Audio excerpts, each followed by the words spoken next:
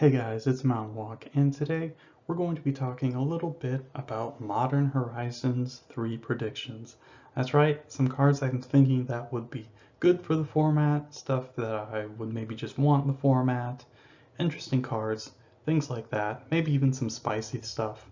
So yeah, there you go, let's get started. Alright, so if we're looking at Modern and things that we want to include in Modern, the question is, what should Modern be like, right? Like, what is our ideal that we're trying to hit? And I would say that Modern, what it's like right now, is mostly a fairly fair format, for lack of a better word. The top decks are all quote-unquote fair decks, right? You have Murktide and Omnath really is the two big ones.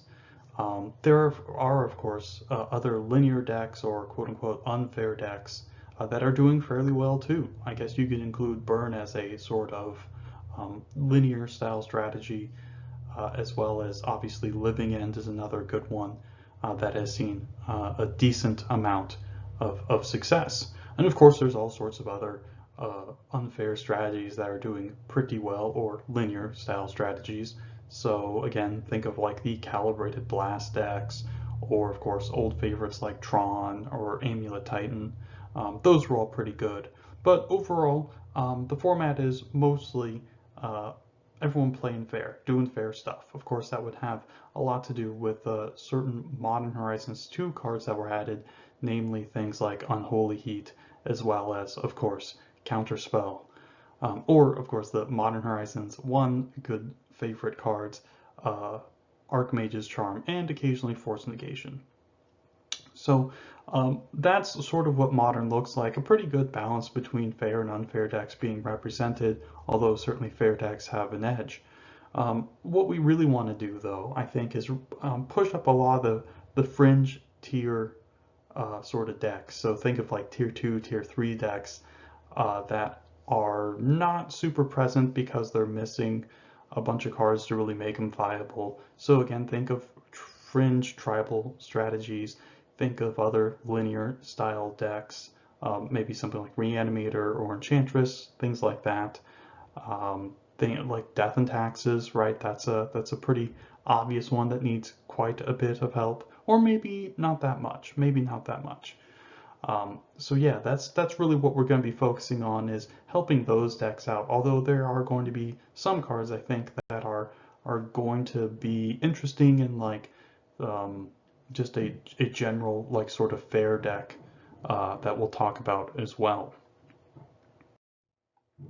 So let's just start off with some cards that are just generally good and see play in a lot of different decks. The three good wishes from Judgment, these have seen play in basically every single archetype and basically every single format they've been legal in.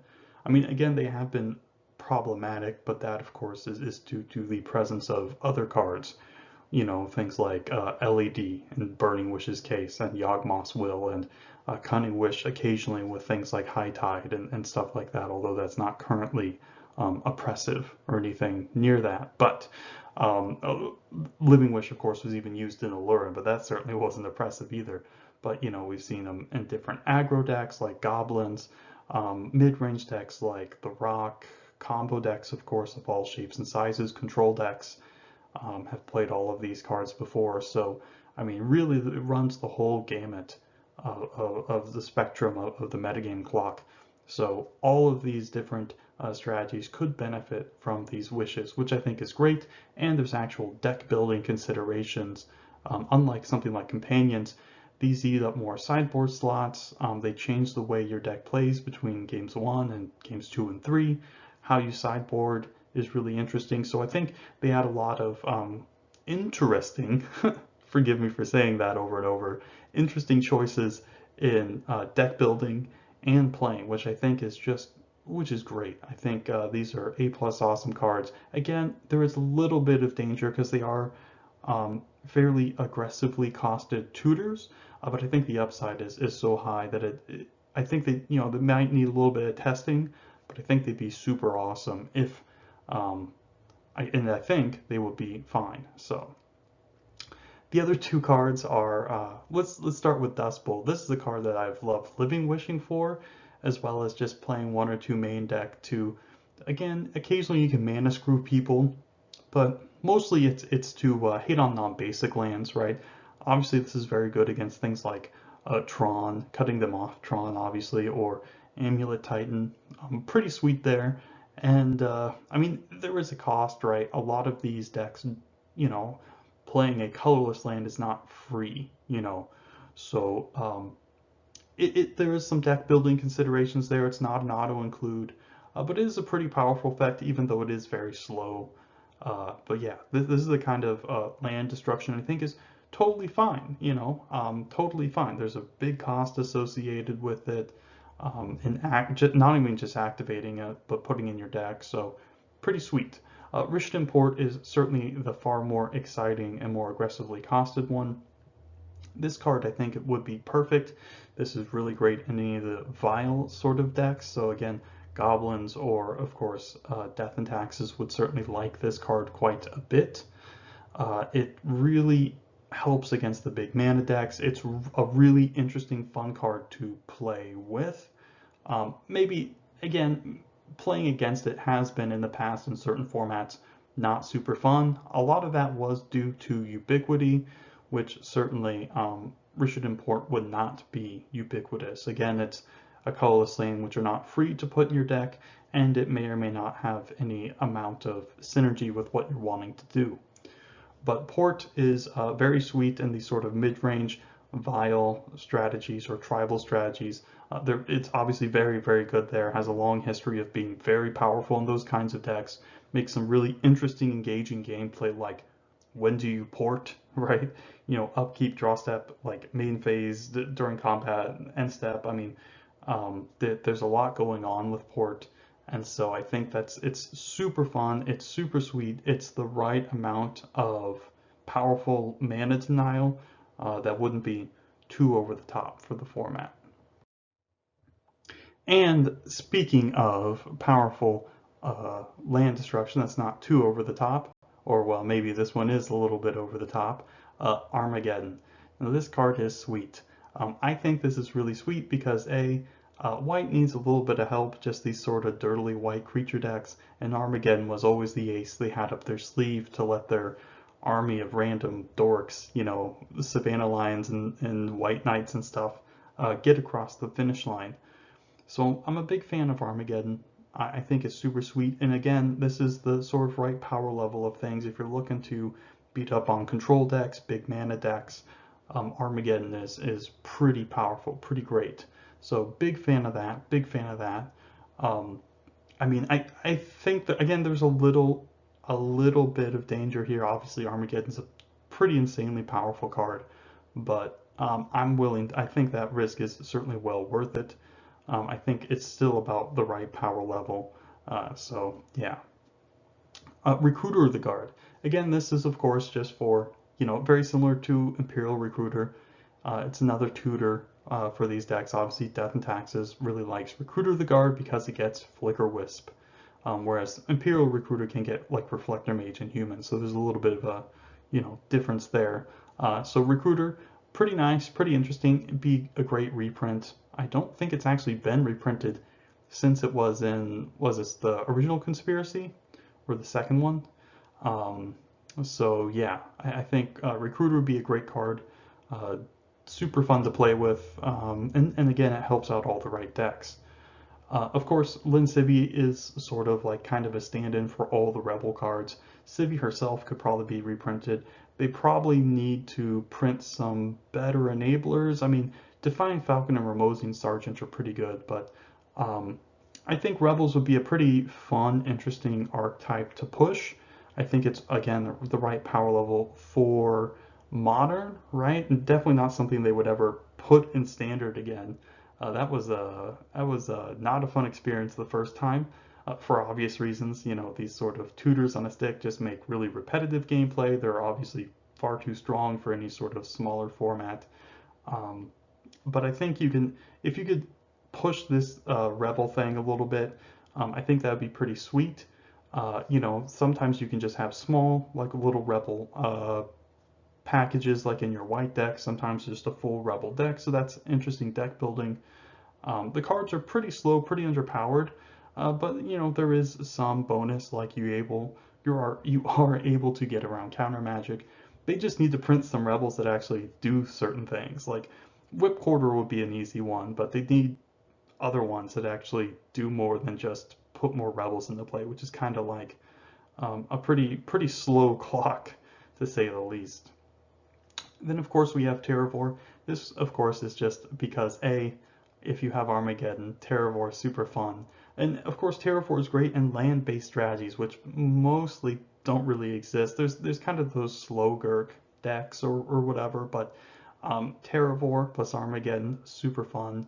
You could play Terrageddon, you can, you know, if you have enough access to red, of course you play Seismic Assault too, Light from the Loam, all sorts of cool stuff. And if we have the wishes, of course you get Living Wish or Burning Wish, typically Burning Wish. So you can have like 7 Light from the Loams, and oh boy, then you have big Terravors, and oh, so fun. No danger here, just a super fun card. Brain Freeze is mostly a Gifts Storm card, although obviously the Breach decks could play it too, but with no real cheap mana. I mean, I guess there is Mox Amber is about the best you can do. It seems mostly okay, right? Unless I'm missing something super obvious. Like the biggest thing, like in Legacy, was obviously the presence of like Lotus Petal or Lion's Eye Diamond, mostly LED, making the brain freeze stuff like pretty ridiculous. You can sometimes occasionally combo out on turn 2. So yeah, big fan of brain freeze. Pretty sweet, pretty powerful card. Um, it's a good classic, and it seems like these sort of storm decks are pretty fringe, like almost no play at all. So maybe being a little bit risky, giving them something might help them a little bit. So yeah, there you go. All right, and now we have some really interesting cards. Really, we'll start off with Worn Power Stone 3 and Dynamo. These are pretty powerful ram cards, and in the past they've seen play in like the Tinker style big mana artifact strategies. These, of course, are super sweet.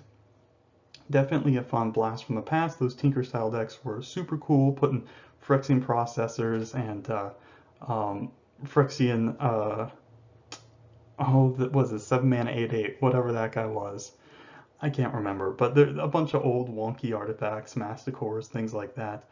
But one of the best things to do with all this mana was to cast Upheaval.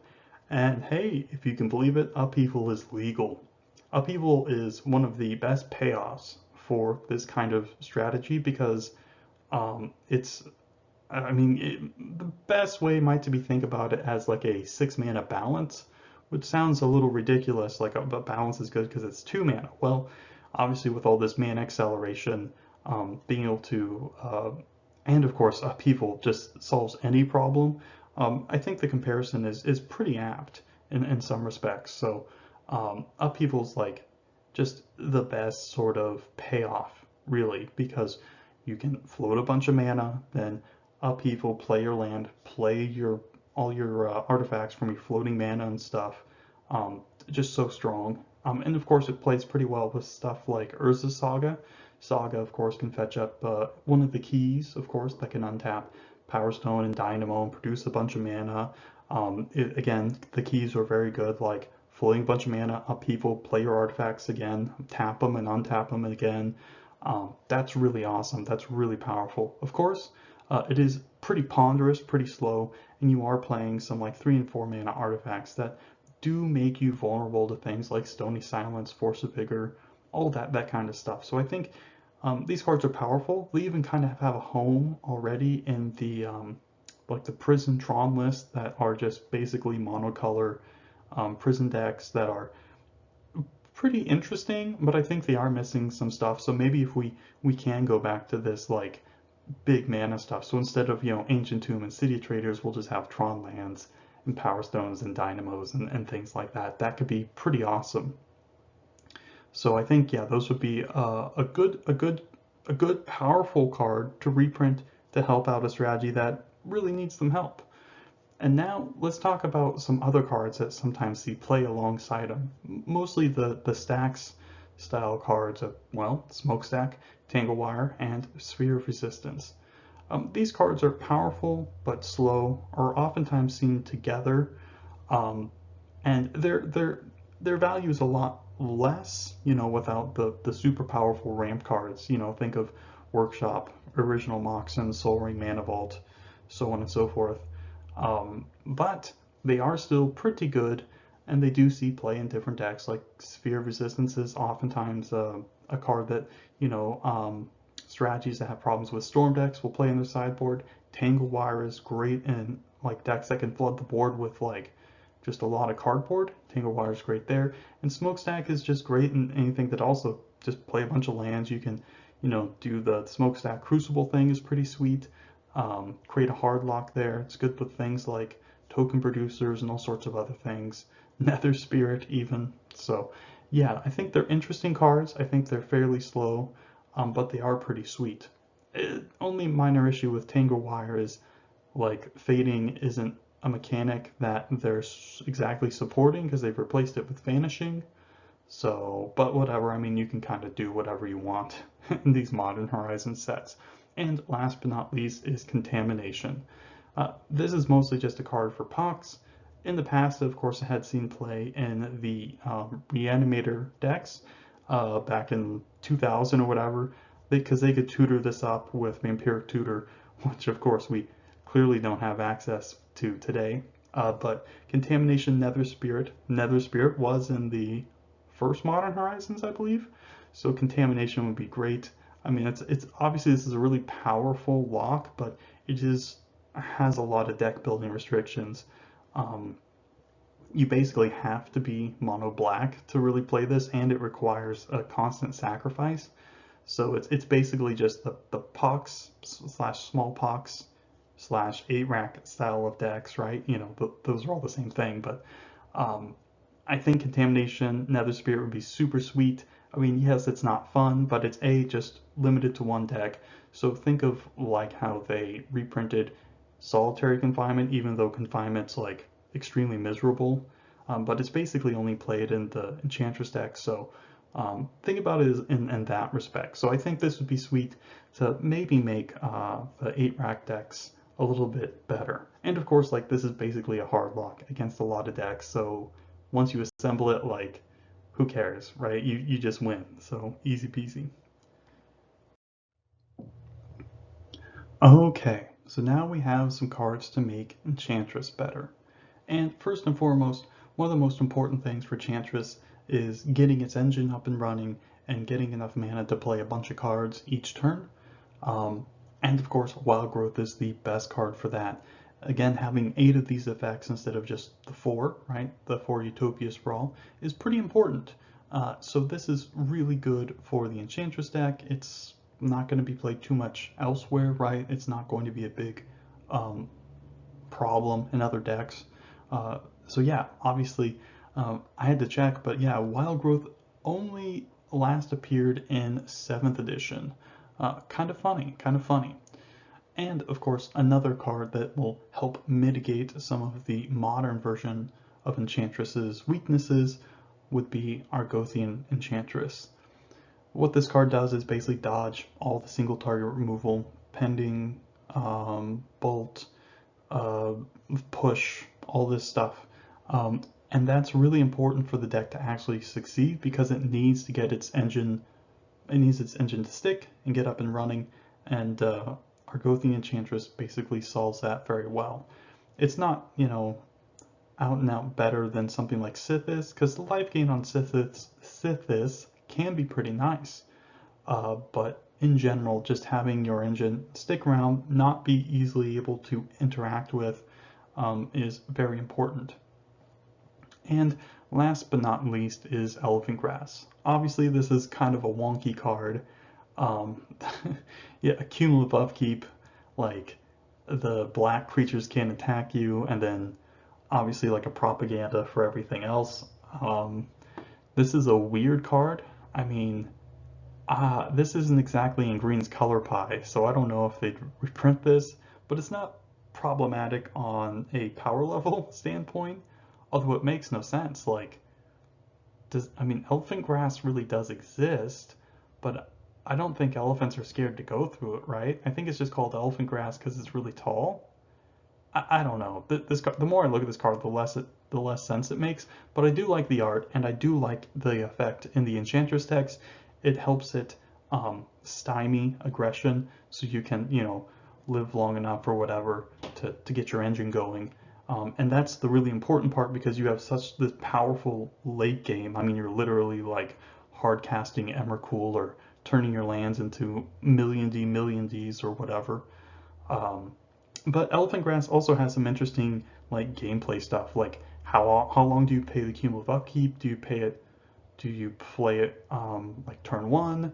Probably not, right?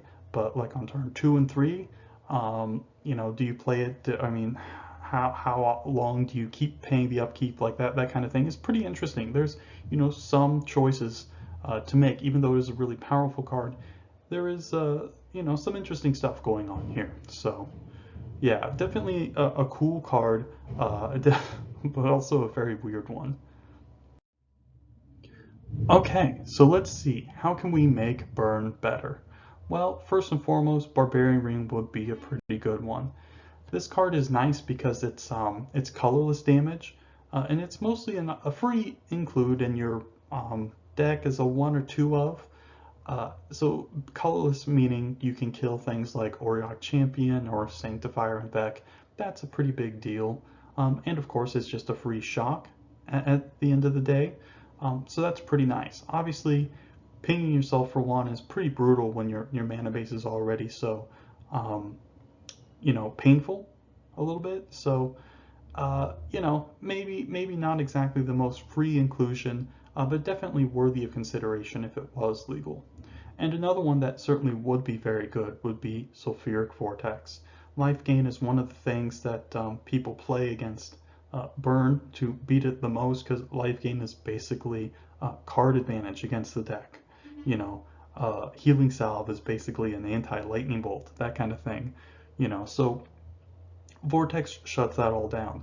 Again, very popular deck. The Omnath deck, of course, its namesake card, is obviously shut down very handily, very easily by Sulfuric Vortex. I mean, that's definitely a card that really cranks that matchup more like into, you know, 70-30 territory or maybe more, because the only way they can really beat you is if you just draw poorly or like they draw Fury and you only have like, you know, draw a bunch of creatures or something and they ephemerate a bunch. But Vortex shuts down the Omnath lines, you know, the Omnath with fetch land every turn to gain a bunch of life. Vortex shuts that down while also pinging them in addition. And like I said, the other sideboard cards like Dragon's Claw or things like Timely Reinforcements, again, also shut down by Vortex. So this is really powerful, but it is very slow, right? It is 3 mana. So it's, you know, you might play 1 or 2 copies main deck, but you mostly see it in the sideboard because it's pretty awkward against aggressive decks.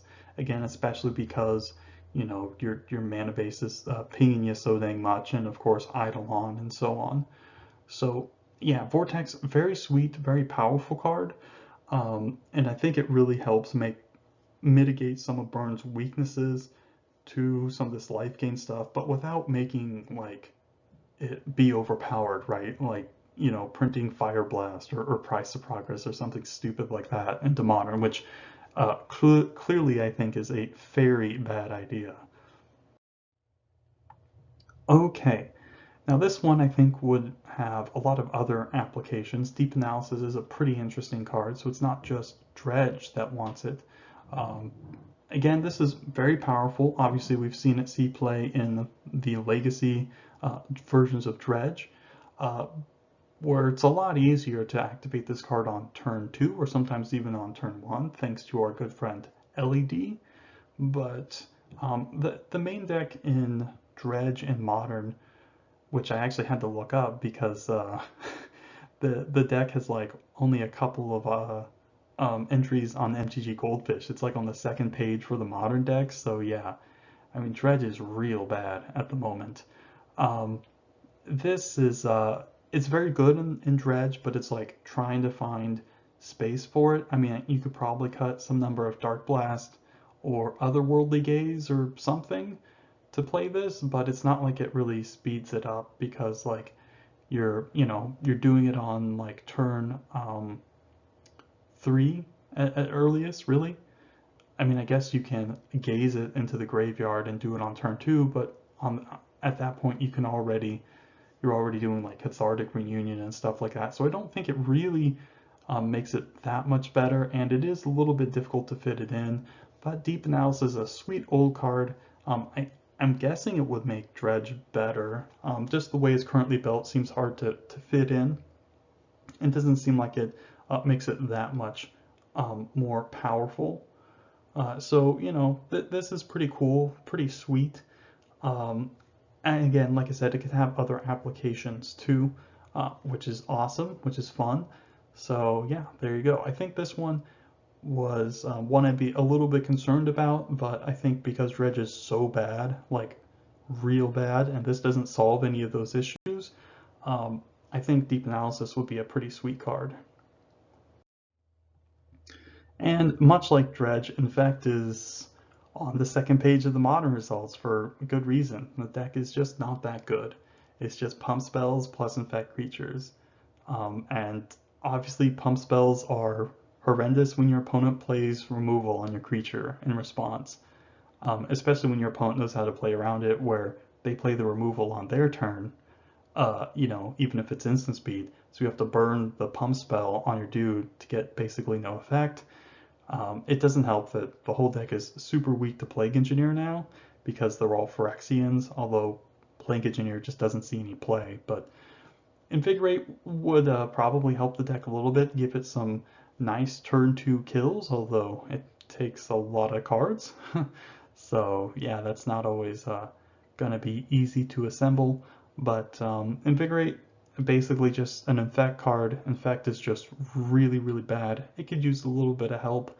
I don't think this, you know, suddenly makes it super duper better. I mean, you know, there are already turn 2 kills with as many cards in something like Hammer Time, right? Oh, also I think Titan also has a turn 2 kill as well, but that I think that requires just as many cards too. So I don't think that thing is um, too out of line, especially because like again, Invigorate doesn't really fix the deck's weaknesses because like everything is just so slow and dirtily, and it's still like you're still vulnerable to removal. Um, but Invigorate's a nice old card, definitely a part of the Legacy Infect deck. Berserk is probably something they wouldn't reprint because that kind of effect is basically red, and they printed like a very similar effect in Planar Chaos as a red card, right? The making your dude big, doubling its power, and then sacking it. That's more of a red effect, so they probably wouldn't reprint Berserk because it's kind of out of color pie, but sure, that one too. So yeah, there you go. Invigorate, very sweet. Wow. I was looking at all the elves, and there's like actually a ton of other elves also in Onslaught block that aren't legal. That would be pretty interesting. So think of something like our good friends Wirewood Hive Master and Wirewood Herald. These cards were very, very powerful in the Elfin Nail, the Elf Skull Clamp decks back in Standard. Obviously, because a Herald likes to die, and Hive Master just gives you a ton of bodies to clamp up. Obviously, those cards are a little, well, they're harder to utilize if you don't have a bunch of sacrifice outlets and basically Skull Clamp as well. So they're interesting cards. I don't think they would do too much for the elf decks, but there's a lot of different options from Onslaught block that you could include. And I've got some of them here, but only a few of them are really that important. But let's start with some of them that are a little less powerful. Again, something like Birchlore Rangers still sees legacy play. Nice to help you filter into your splash colors. So something like black, you know, you can still advance your board, play some L's, tap them to still like thought seize your opponent. That's pretty sweet. And then of course we have Well Wisher. this is, I mean, it's not that great, obviously, versus red decks because it just dies very, very easily to everything. But it could be interesting, and it's a free include, and there's basically no danger. Although I don't think they would put it as common in a draft set, but it does give you the ability to gain a bunch of life. And sort of like Well-Wisher is Priest of Titania, having a much better ability that scales with elves and, well, producing a pile of mana. So yeah, Priest of Titania, pretty sweet, sort of like Elvish Archdruid, but again, a turn faster. So that's pretty neat. That might be something to consider. Or maybe it's actually just worse than something like Llanowar Elves. Not sure, but again, I think this is a pretty easy include. And again, it helps you cast things like Craterhoof or whatever ahead of schedule, although Craterhoof seems kind of suspect without Green Sun Zenith or a way to tutor it up, because just having a bunch of Craterhoof in your hand without, 8 mana is just awkward. But Priest of Titania, pretty sweet. One card, of course, that would be extremely good is the powerful Wirewood Symbiote. So not only does this card insulate you against mass removal and single target removal, of course, its interaction with Elvish Visionary is very good, being a card drawing engine. It also can do a nice little fog every turn too. So that's pretty sweet. So you can do all sorts of cool stuff with Wirewood Symbiote. I'm a big fan of it. Card is super powerful, and it's even good against Plague Engineer because it's an insect and not an elf. So that's very, very sweet. And of course, there's even synergy with Grist, so you can mill a symbiote with Grist randomly and get a little bit of value there. So that's kind of cool.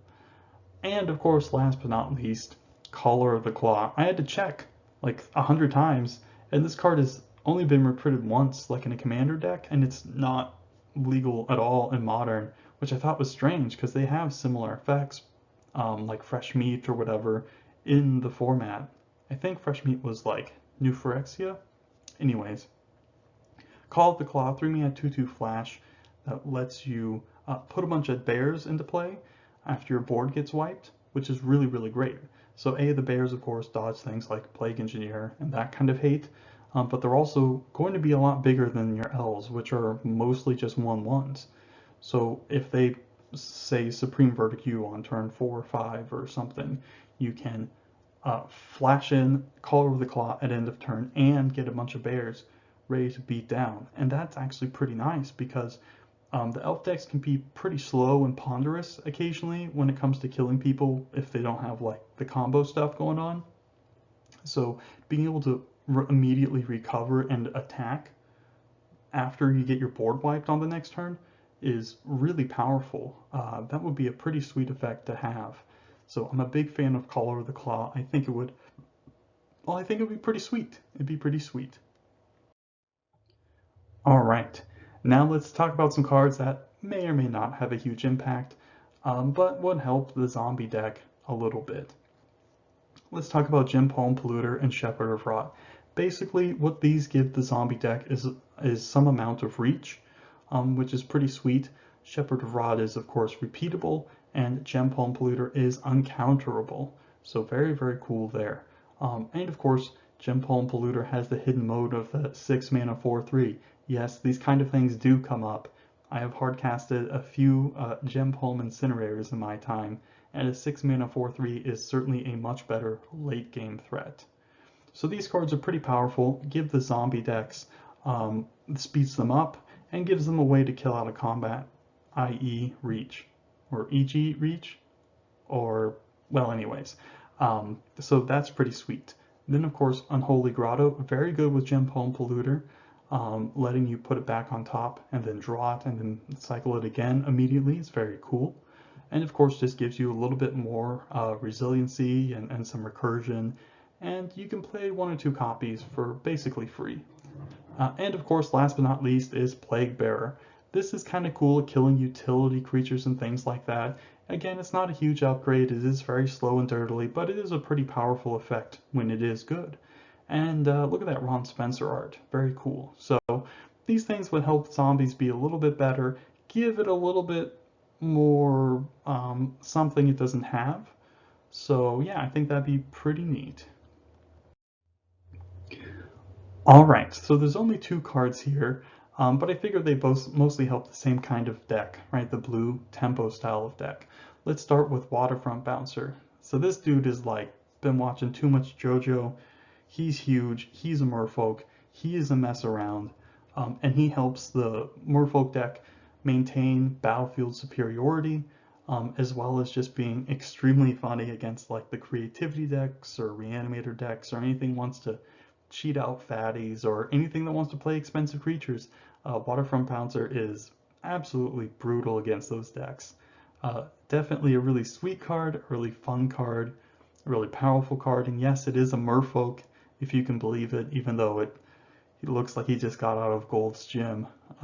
Yeah, this is a very, very sweet card. I'd love to play it again, so yeah, just for that reason alone, it'd be super sweet. And of course, it's just a Merfolk that does a different thing than pumping all your other Merfolk, which is just like, can we just stop? Can we let Merfolk do something else? And of course, Cloud of Fairies. This card is ridiculous with our good friend Spellstarter Sprite, basically letting you always have mana up, as well as for Spellstarter itself, as well as feeding into Spellstarter, and of course, just being a cheap flyer. And it even cycles when it's dead, which it comes up. It comes up occasionally.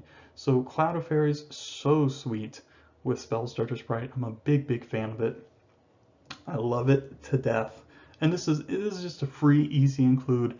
I mean, I'm not gonna say this is gonna make Fairies tier 1, but you know, Spellstarter, Cloud of Fairies, Brazen Borrower, Vendilion Click, and Bitter Blossom or something. You know, that's a pretty decent core of cards. So Cloud of Fairies very much is sort of like kind of like the glue in that sort of situation. It just does a lot. It's a real good workhorse. It's like Mog War Marshal and Goblins. You know, it's a little, it's not flashy, but it does so much stuff to really get the wheels turning and set up your board and that kind of stuff. So Cloud of Fairy is very sweet there. And I guess there's even combo applications, although without Snap and things like that and High Tide or whatever, it's certainly worse, but there's something there too, maybe. Anyways, I love Cloud of Fairies, one of my favorite blue creatures of all time. So is Waterfront Bouncer. Can't say enough great things about this card. So sweet. And now we have Goblins. Of course, you know, there are other Goblins to print that could be reprinted. Same thing with like Elves, right? There's a couple, you know, Elf cards that are really powerful, but you know, I don't think they really want like Natural Order. I think Natural Order is just far too good, far too powerful, and just like um, really, I mean, like, yeah, I think it's just far too powerful, right? Just being able to get like, oh, here's my Crater Hoof or here's my Progenitus isn't really engaging gameplay. It's a little too difficult to interact with, and I don't think it's actually super fun. Um, and again, same thing with Goblins. Like there are cards like Lackey, of course. I mean, again, I don't think Lackey is. It's not like these cards are way above and beyond, but I think they push it in the wrong directions. Like I mean, Lackey is again obviously superficially similar to Ragavan, where it has an on-hit trigger, but like the amount of value you get from Lackey is like Lackey's like a Black Lotus. You put in your matrons and your ringleaders and things like that for 0 mana, and it lets you snowball. And of course, the synergies are just a lot stronger. Where Ragavan's kind of hit or miss depending. Like, do you get a castable card off it? Who knows? Obviously, the treasures are good, but I think like having a Lackey style effect. I mean, the card's just, I think it's just too good. It'd obviously be too good with something like Muxus, right? And I think Muxus is a more interesting card. Obviously, there's Recruiter, but again, they're not going to reprint Recruiter for obvious reasons. It's still banned in Legacy for obvious reasons, because it's just broken with Snoop. And that's, of course, the same combo we see in Vintage, where it's very good deck there. So yeah, we won't really see either of those guys, but we will see these guys. Again, I already mentioned Muxus. This is a fun card. We've seen this card play pretty well in Historic, and of course it's very good with Ether Vial, where yes, you will sometimes take your Vial up to 6 to play Muxus. I mean, I've ticked a vial up to 6 to cast Aurorix, so you know, it's less unbelievable than you would think. The card basically wins if you build your deck sort of correctly when you cast it. So I think that's really fun. I mean, again, this is not that much different than what we see with Primeval Titan, where Prime Time basically wins if you cast it. But you do have to do some work, and there's a lot of deck building, and um, it's a little bit difficult to sometimes get to that point. Although with Goblins, it's a little simpler. Just have a Prospector in play, and then sack some Goblins, and get to 6 mana, and cast your Muxus off a Cavern, and there you go, right? But you do have to get a little bit lucky sometimes to immediately win. But usually just getting 3 different goblins that do random things is just enough cardboard to just bury your opponent in that it doesn't matter. So I think Muxus is fun. It's even kind of fun getting it cast on you because you're like, oh boy, is he gonna hit or he's gonna miss? Like it's just such a big, grand show. So it's super fun card even when it gets cast on you. It's so cool. It's definitely one of my favorite Goblin cards. The card is just so silly. It's just perfect. Just perfect. And there's 3 other cards that are basically just different types of removal that are good in different situations that you can matron up.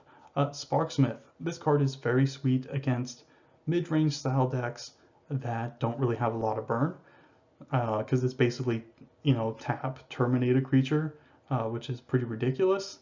Again, this card probably not going to be printed at a common in a draft set, but I think it's a fairly easy include because it's pretty narrow, but when it's good, it's very good. Just like being able to tap and kill a Goy for something is just awesome for no mana. Like that's awesome. Gem Palm Incinerator. This is sort of like a side grade to Munitions Expert. So you play one of these to tutor up if you don't have a cavern to make your expert uncounterable, or if you already have a big board and you don't want to put more stuff on board, you can just cycle Incinerator to kill a problematic card and draw a card and you know still be up a card in that exchange. So very sweet, very powerful. And last but not least, Sharpshooter. Again, this is very similar to Pashalik, although the card's got a much higher ceiling and a much lower floor. But the deck's Sharpshooter is good against like any deck that wants to get into combat. Like Sharpshooter just makes that untenable. Like your opponent can't really get into combat with you. Again, not even talking about all the synergies with things like Skirk Prospector and other sacrifice effects. This card is just absolutely brutal against creature decks. So very, very sweet card. Definitely one of my favorite cards, got silly art, all that kind of good stuff. So yeah, a lot of really cool cards here. Definitely enough to make push Goblins up to even better heights. You know, I think it's already a pretty good deck in Modern, but these would certainly, Muxus especially, make it much more competitive. All right, and talking about competitive, Slivers is not. It's not really played at all. It misses a ton of cards. Like it sort of has the Merfolk problem of its lords just giving you combat bonuses, which is just like whatever, who cares? Um, so one way to do that to mitigate the problem of like your dudes just only beating down is to make them unkillable or untargetable. So Crystalline and Hibernation give you protection basically from single target removal and mass removal, which is pretty powerful. And Hibernation is actually really good with Force Negation too, being able to return itself for another blue sliver to your hand to pitch the Force, which is pretty cool. But yeah, these cards, obviously you kind of need something at this level to make the Slivers deck good, and you probably need like some better 1-mana slivers or some other cheap slivers that do things other than just give them +1/+1 or first strike or flying or something. Like, you know, Cloud Shredder is great. I love that card.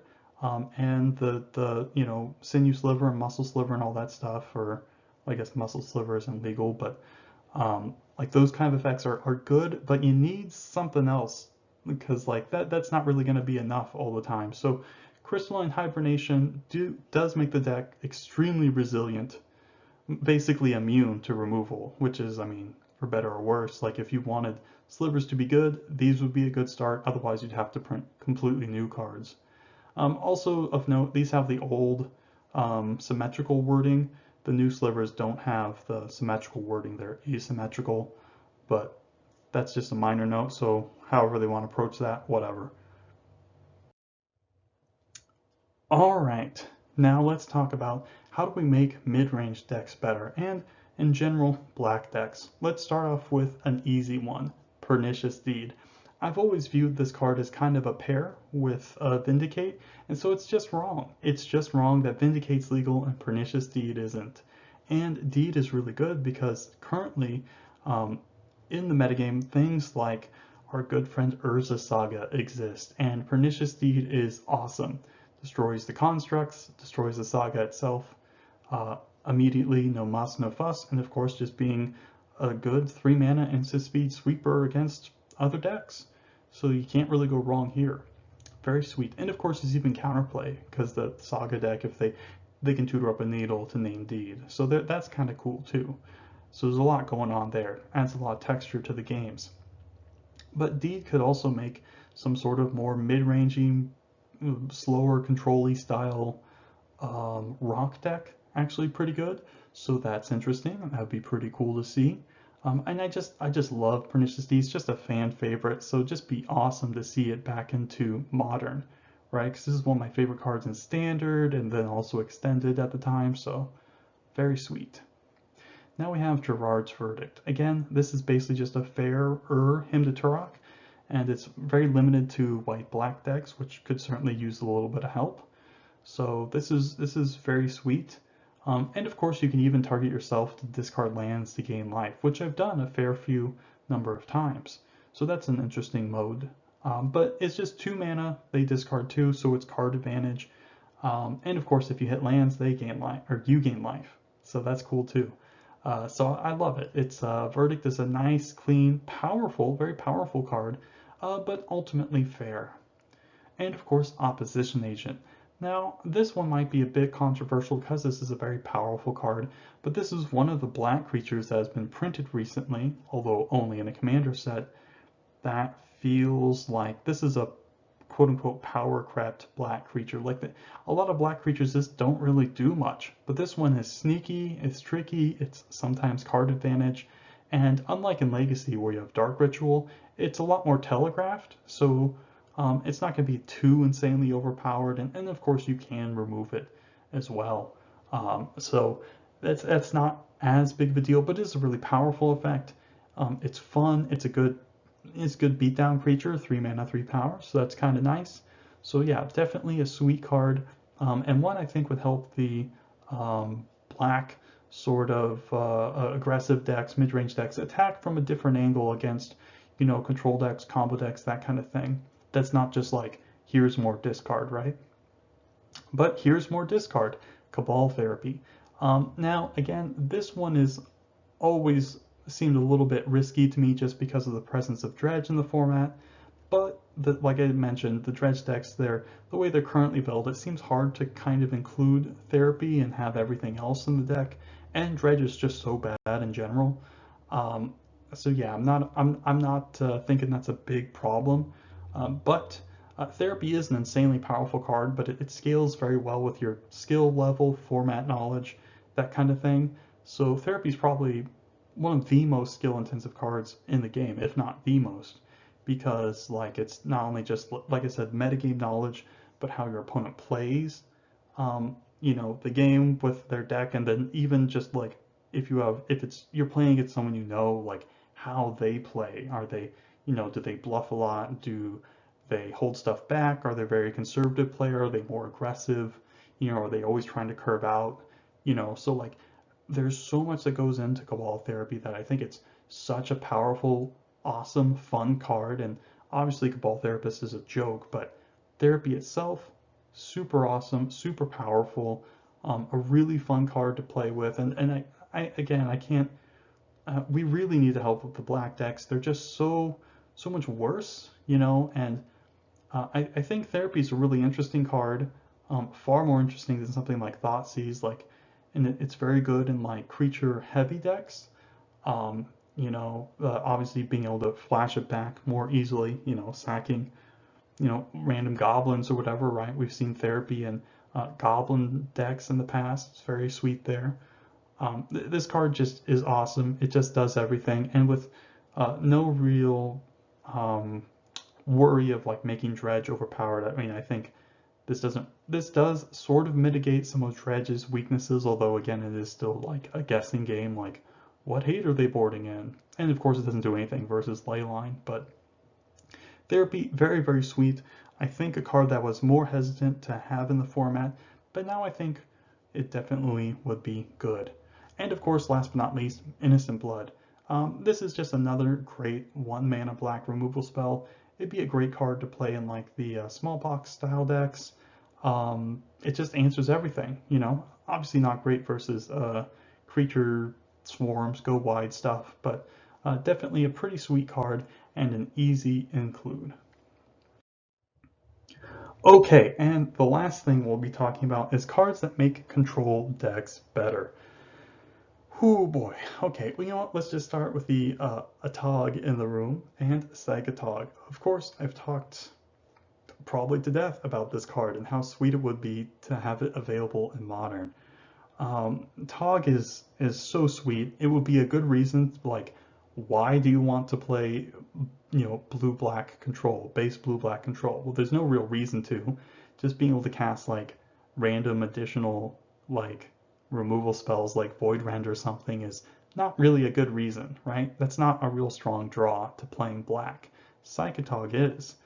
One of the biggest issues with control decks is actually just finishing the game. Like, you know, um, even if you have like a Teferi, like the big Teferi in play, you untap it and it's like, oh yeah, they'll concede or whatever. I mean, again, sometimes it can take a while to actually close the game out. Whereas Tog, a lot of times, if you play it late game and untap with it, your opponent's just dead, like just mega dead. So a Tog is great in that respect. It's kind of like a combo card, right? You can do a combo control thing. You can lean really hard into the control stuff, one for oneing, refilling with Fact or Fiction and other sort of cards like that. Obviously, FOF is extremely good in Tog decks because all the cards that go to your graveyard are still fuel for Tog. Like, you're fine with that. That's no big deal. Yeah, Tog is just super, super fun. It's a great old classic card, sort of like, Pernicious Deed and Verdict and stuff that I mentioned. It could actually be a metagame player, but it's going to need some help. It's going to need some help because, again, I mentioned this, like there's a lot of different cards that really, you need a lot of card drawing spells, you need a lot of good interaction, and of course that would mean things like circular logic. This card is very good, obviously, with Psychotog. I mean, not only just regularly as a 1 mana hard counter, but it plays very well if you decide to go the upheaval route.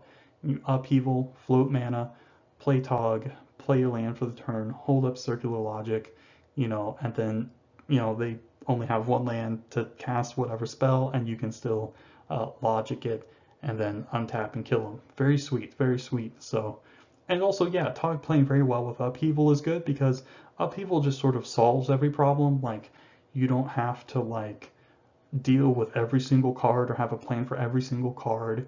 You can just upheaval and Tog them late game and just immediately kill them. So I think having that quick clock, just the ability to immediately just go and you're dead, is very valuable, actually. Very sweet.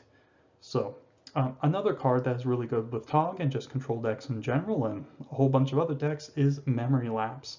Definitely kind of a counterpart to our good friend Remand. Lapse is much better versus inexpensive spells like 1 and 2 mana stuff because it goes on top of their library, so they can't just recast them. It's also pretty cool with Predict, but Predict isn't legal. Maybe it could be, but anyways, Memory Lapse is a very sweet card, a very powerful card, another good hard counter, or at least pseudo hard counter. It's super fun. I mean, being Memory Lapsed isn't fun, but no counter spells are fun, really. I love Memory Lapse, I love Remand, I love bouncing and stuff like that, and Repeal. Oh, that's so much fun. And speaking of bouncing, we have Chain of Vapor. This is, again, sometimes seen as like a Cunning Wish target. Uh, I guess it's probably better as like a combo hate tool. Most often Chain of Vapor is brought in by combo decks to bounce any sort of random permanents and occasionally to build Storm and stuff like that in older formats. Chain of Vapor, of course, would be pretty good here as a sideboard card to bounce things or whatever. Mostly as a Cunning Wish target though.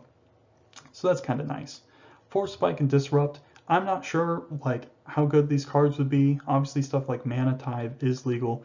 These are these are pretty like when these cards work, they're insane. Like there's nothing better than force spiking or disrupting particular spells. It feels great. However, you know they're very easily can go dead, right? But you know, being on the play, being like spike into like mana leak or counterspell into like memory lapse into that kind of thing to just kind of do this draw go thing where like you just completely lock them out of the game by literally countering every single spell. That's kind of sweet. That's kind of sweet. So if we could bring even that back, that might be kind of fun. That might be based. That might actually be based. And last but not least, well, sort of last but not least, Mana Short. This card is again typically seen in the sideboards of control decks to Mana Short. Again, Tog often would Cunning Wish for Mana Short to short them, and then play your Tog and then hold up mana and or just kill them, right, if you untap with a Tog. So Mana Short, very, very good because basically every control game is typically about cards and mana. And of course, Mana Short deprives them of the latter, right? So yeah, Mana Short, pretty sweet. Also only lasts in 7th edition. Again, I did not know that. It's been a while since this card's been reprinted. And of course, Stand Still. Now this is a control card. I mean, obviously this card is pretty insanely powerful. It's very easy to sort of get this kind of thing working. Again, because we have things like Mishra's Factory and Fairy Conclave in the format, you kind of already have a ready-made deck for Standstill, as well as things like, I mean, shoot, you can play, go old school and play Nephenral's Disc. Obviously, you have Supreme Verdict and things like that. Standstill is not only is it a really powerful card, it's a pretty boring one to play against. So maybe this one might not be too good. It might be just too obnoxious. But I don't think it's, you know, out of the realm of possibility that they could reprint it. You could play Landstill. I mean, I like playing Landstill. That's pretty sweet. I'm a big fan of that kind of style of deck. I mean, I love beating down with Fairy Conclave and Mishra's Factory. That's super fun. Also, you can create a sort of fish style deck. Think of like something with 4 Meddling Mage, 4 Cloud of Fairies, and 4 of my good friend Spellstutter Sprite, and then like Standstill. You can like get really cool turns like Cloud, Standstill, you know, and then you play your Factory, and then oh boy, you know, you got a beat down. And Standstill chains into more Standstills. Oh, it's so cool. But maybe it's too powerful. Maybe it's already too good in some decks. But it would be a cool card. I wish they would explore, maybe consider. I'm a big fan of Standstill. I'm a big fan. Whew, but that's it. Oh my gosh. Talked about basically this and that and everything else. Hopefully you guys didn't get too bored hearing me ramble on for about an hour. Holy moly. But yeah, that's basically it. So thanks for stopping by, guys. I hope I gave you some new information, some stuff to think over, get your noggin jogging, all that kind of good stuff. So thanks for stopping by, and have a great day.